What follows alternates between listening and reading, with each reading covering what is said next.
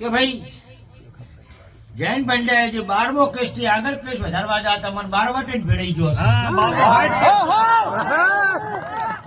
શું કહો છો? અને સ્વરૂપ મારું નામ સિકોતર નથી.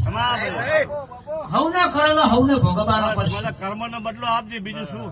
જયંત પંડ્યાને ફોન કર્યો કે રાજકોટ આવીને એના માણસો આવીને મને કીધું છે ને તમે ક્યાં થરા જોયું હતું એમ.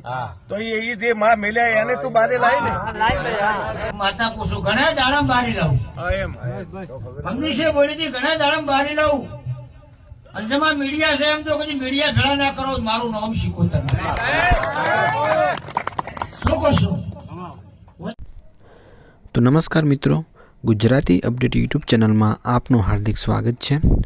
તો મિત્રો, અત્યારે જયંત પંડ્યા અને મા સિકોતરના ભુવાજી વચ્ચે વિવાદ ચાલી રહ્યો છે. મિત્રો, અગાઉ જયંત પંડ્યાનો એક વિડીયો વાયરલ થયો હતો, જેમાં જયંત પંડ્યા આ સિકોતર માતાજીના ભુવાને ધૂણવાનું બંધ કરવાનું તેમને કહી રહ્યા છે.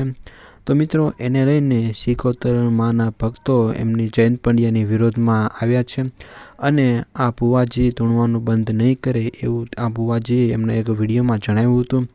તો મિત્રો, અત્યારે મા સિકોતરના ભક્તો અને ભુવાજીએ જયંત પંડ્યા વિરુદ્ધ તેમને ચેલેન્જ પણ આપી છે.